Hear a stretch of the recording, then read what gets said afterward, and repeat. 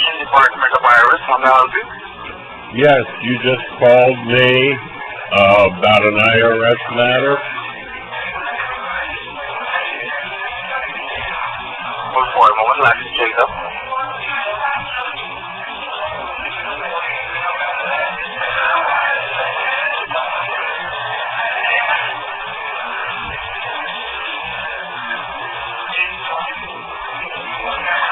Hello, are you there? Yes. Actually, we're looking for John Morgan. How can I help you? Okay, so are you Mr. Morgan? Yes. May I help you? Okay, so Mr. Morgan, this is the officer which is calling you from the Crime Investigation Department of IRS. And the reason behind this call is to make you aware that we have done a random audit on your tax filing between the year of 2011 to 2016. It was a 5-year random audit. And during this audit, Mr. Morgan, we have found some miscalculation on your tax filing.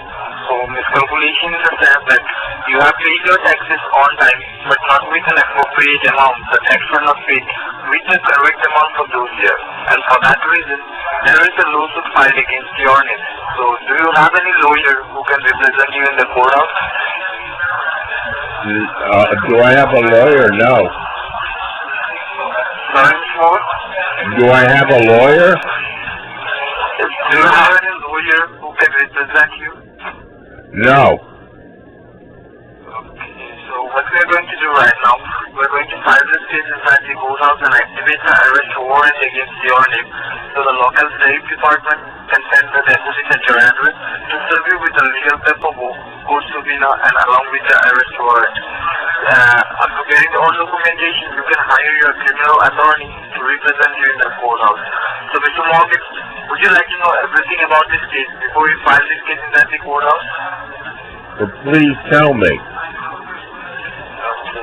So, Mr. Morgan, before proceeding ahead, I would like to notify you that this line has been slightly recorded and monitored by the IRS Department, State Department, Homeland Security, and the local authorities of your state.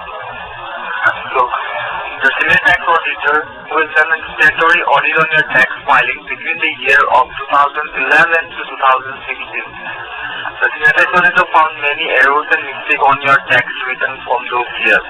That means your tax were not paid with the correct amount. Your taxes were underpaid. So, for that reason, there are 4 serious allegations has been pressed under your name, as the allegations are count 1, violation of federal tax regulation, count 2, violation of internal revenue code, count 3, theft by deception, count 4, willful misrepresentation of information to a government organization.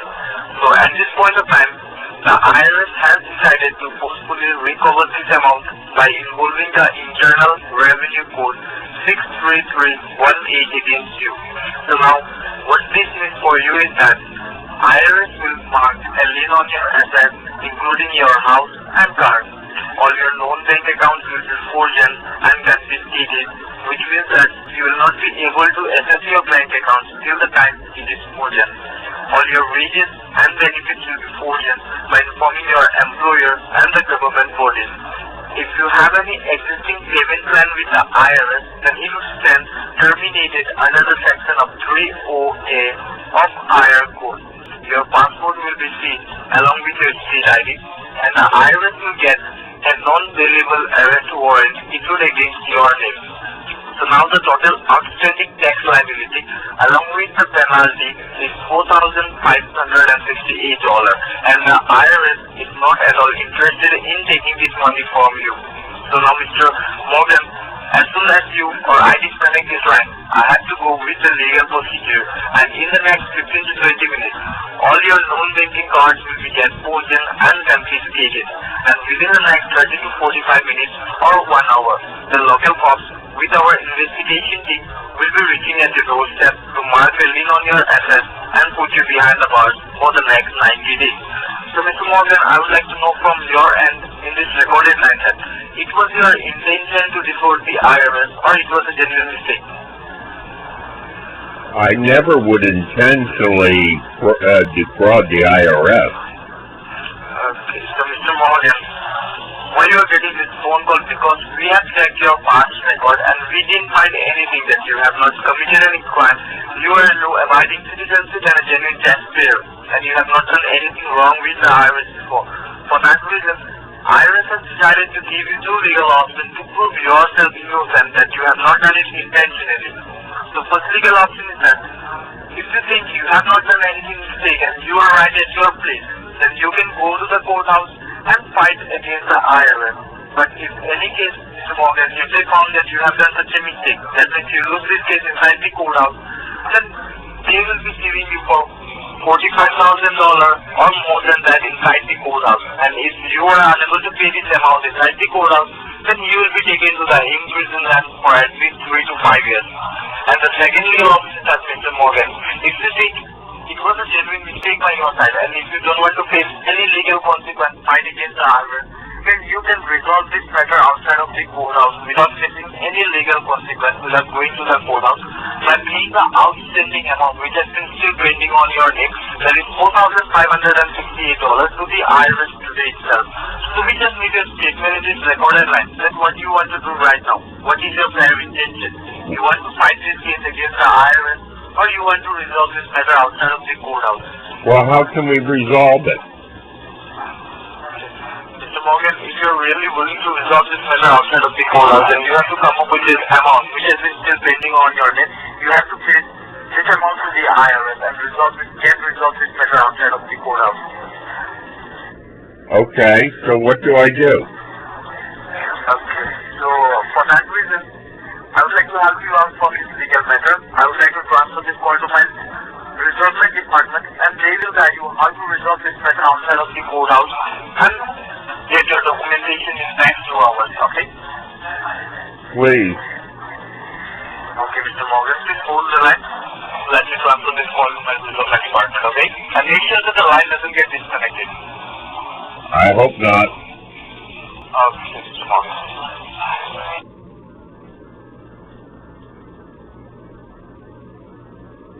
Silence. The number they called me from, 802-321-5736.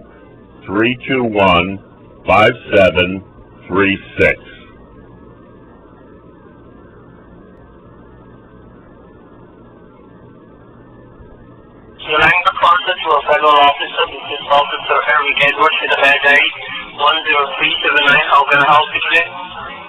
Yes, I was just transferred to you. I'm okay with Mr. John Morgan. Yep. Okay, Mr. Morgan, how are you doing? I was doing fine until this phone call.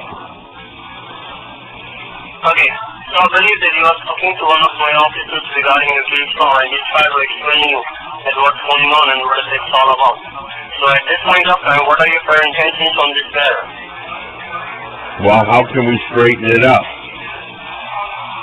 So you're telling that you want to take care of this matter, right? Absolutely. Okay, so just the only one good reason to believe you that you have not done this thing intentionally. It was a mistake. So I will talk to the attorneys and I will help you out. Yes. Give me one good reason to believe on you that you have not done this thing intentionally. I can't give you a good reason.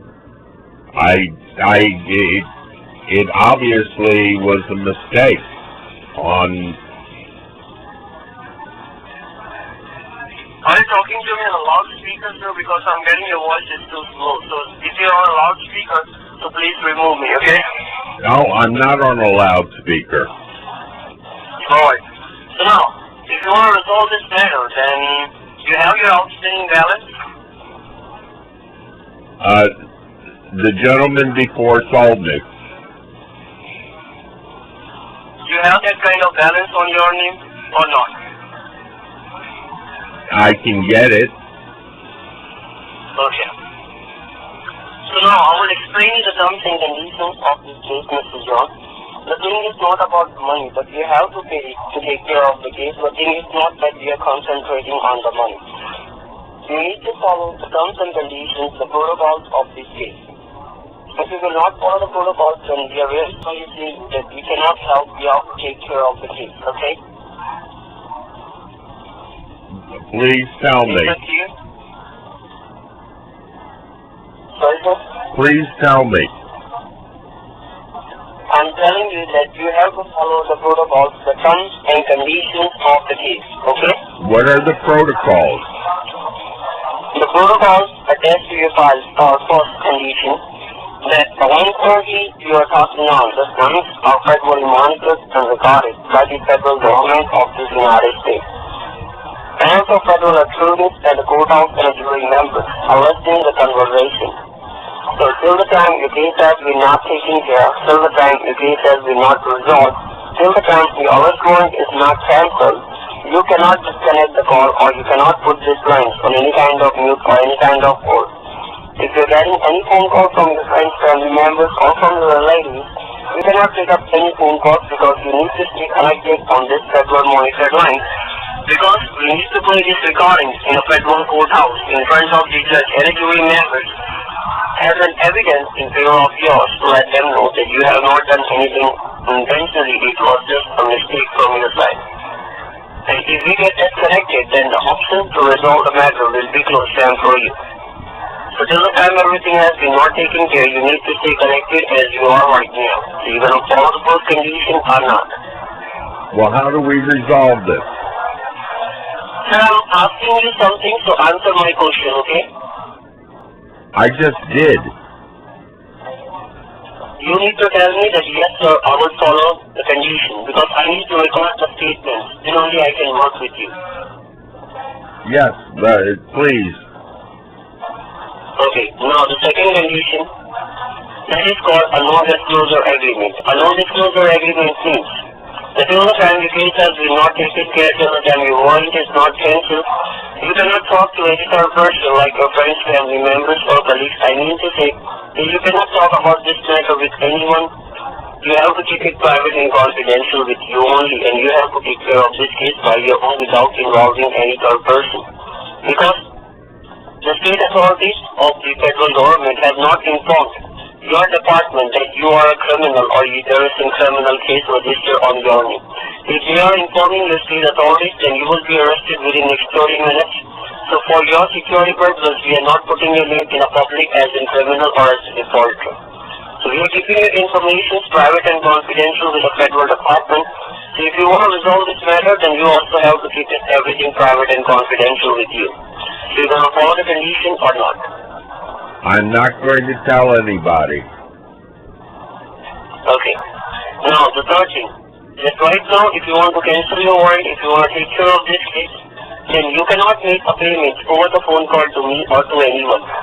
You cannot make a payment to your debit card, credit card, or any kind of check or a cashier's check. You have to make a payment through a EFTPS, which is called Electronic Federal Tax Payment System, into a federal building. And I want to help you out that how you need to make the payment and how you will go to a federal building. But first of all, I need to ask you that right now, what is the balance you have in this checking? I have enough to cover it. So you have like $4,568, right, in your checking? At least. Okay. And you might also have a debit card of your bank, right? No. So you don't carry any debit cards or credit cards because you don't need to give me the numbers. I will just help you out that how you need to make an EFTPS. So you don't have a debit card? No. So how you gonna get the money? You gonna go to the bank and get the cash? Yes. Okay, not a problem. So how much time it will take you to go to your bank? 2 hours. Why 2 hours? Because that's how long. Where are you? That's how long it will take to get to the bank.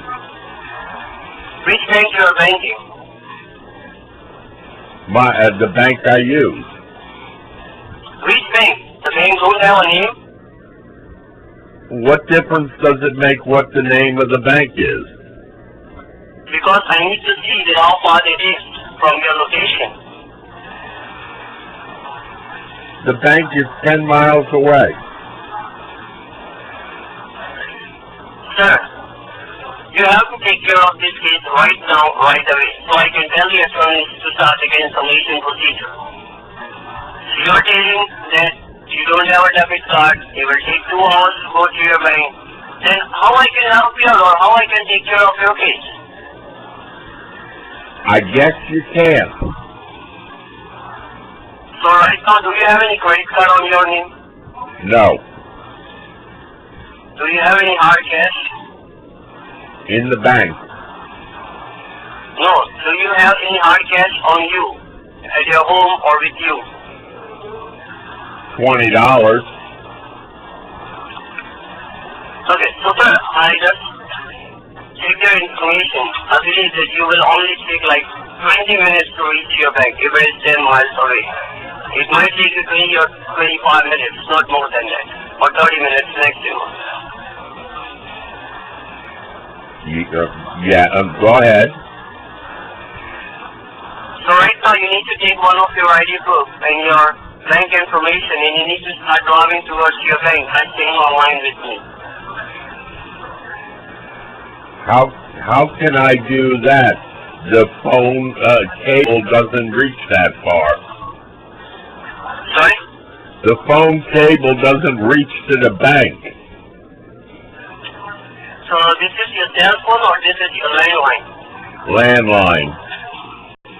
So you also have a cell phone. Give me a cell phone number. No cell phone.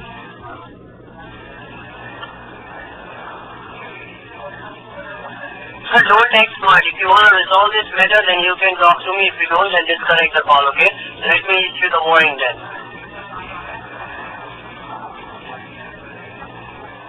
Give me the warning again. Sorry? Give me the warning again.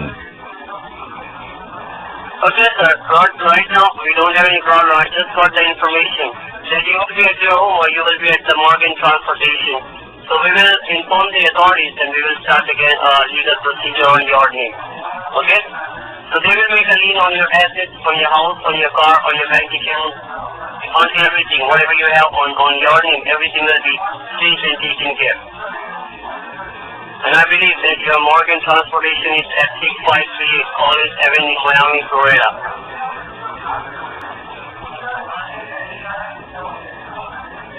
Well, I guess that I have no choice but to say, go for it. Why you don't have a choice? You have a choice, but you're not doing that, so... You're not happy with 2 hours. Sorry? You're not happy with 2 hours, so... But sir, it doesn't take 2 hours to go to the bank. In my life, I never heard any person told me like that. Well, you're hearing it now. Okay, so do one thing. Call me back once you reach to your bank, okay? Will do. Okay. Let's see. If you're not calling me, then I will start the procedure. And if you're really going to your bank, then make sure you follow the second condition. By keeping that condition in your mind, you need to take care. Okay? Will do. Alright, I will wait for your call. Bye. Alright, take care.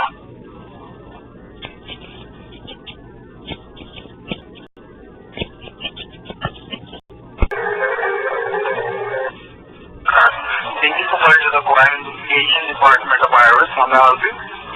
Yes, you just called me about an